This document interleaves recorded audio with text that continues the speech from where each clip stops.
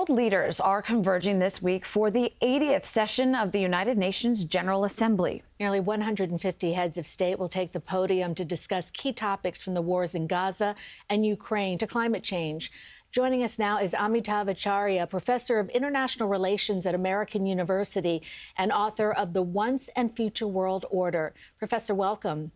Now, Thank you very much for having me. Thank you. The UN Secretary General described the world as being in turbulent, uncharted waters. From your perspective, what makes this year's General Assembly different from past gatherings? Well, a lot of things. Sorry, it's early in the morning in Toronto. So first thing is that it's the 80th anniversary of the end of World War II and the founding of the UN. So it's very symbolic. The UN is a mature organization, but something that is not functioning as expected. Secondly, it's President Trump, Trump 2 rather. President Trump has been a major change maker, sometimes in a way that the UN supporters did not want. So he has basically shown a lot of disinterest, even disregard or dislike for multilateralism. But he is going to be speaking on the first day. And so the people will be watching him very closely and saying what he has to say, whether he's, the United States is going to continue to support in some form or completely give up on the UN. The third thing is, of course, Palestine. Just before the meeting started, three of major Western countries, the United Kingdom, which is a permanent member of the UN Security Council, and Australia and Canada, recognized the state of Palestine over American objections.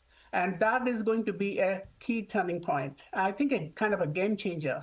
And finally, of course, there are conflicts. There have been, of course, ongoing conflicts in Israel, Gaza, Ukraine, and recently India, Pakistan, and the tensions in Taiwan Straits between China and Taiwan, and all this in Iran and Israel recent conflict. So all this are really hitting up the global geopolitics, and that will make this UN very different from previous UNs, the General Assembly meetings. And Professor, talking about those conflicts, how much progress can leaders realistically make during the General Assembly? You know, the General Assembly is not really a problem-solving organization. I mean, I don't want to sound ungenerous, but it's like a talk shop. This is where leaders come in, they meet, they give speeches, outlining their national positions. They don't really negotiate. But on the sidelines of the General Assembly, there will be meetings like special meetings on sustainable development, on Palestine. And that's where all the action happens, and a lot of bilateral meetings as well.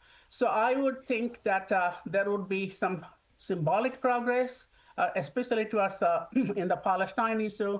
But I don't see any actual negotiations. There'll be declarations, statements, but not any breakthroughs leading to solving a problem. But that's what the General Assembly is about. It's not the Security Council. It's not the negotiating body that some other UN institutions have.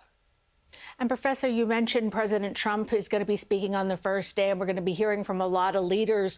What dynamics should we watch for in their speeches? Well, you will see a lot of national posturing. So President Trump, of course, will mention all his achievements. He's trying to work towards his dream goal of getting a Nobel Peace Prize. So he will talk about his peacemaking, his mediation in places like India, Pakistan, or other conflicts. So that's what we can expect from him. From Russia, we'll see the Russian president, of course, Vladimir Putin is not coming, so Lavrov, the foreign minister, will be talking about Ukraine, justifying Russia's position and continuing occupation of Ukraine. The Chinese will be a little quiet.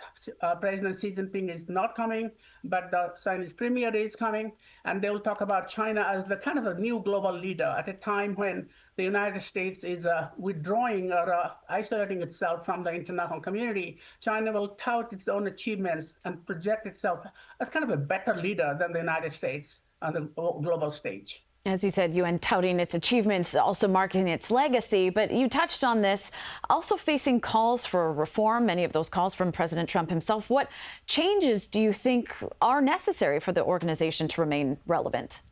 Yeah, so UN was founded 80 years ago, and that's a long, long time. And just imagine whether it's a person or institution that has survived for 80 years. UN has done reasonably well, but I think it's become rusty. Not all the organs of UN, but some organs, like the UN Security Council. So I think the reforms that are needed is not reforms. I think you need to reimagine, rejuvenate the UN. So giving more voice, more authority to the General Assembly, so that when Security Council is deadlocked, General Assembly can actually step in. On human rights, on sustainable development, the UN needs to do a lot more. But most importantly, reforming the Security Council.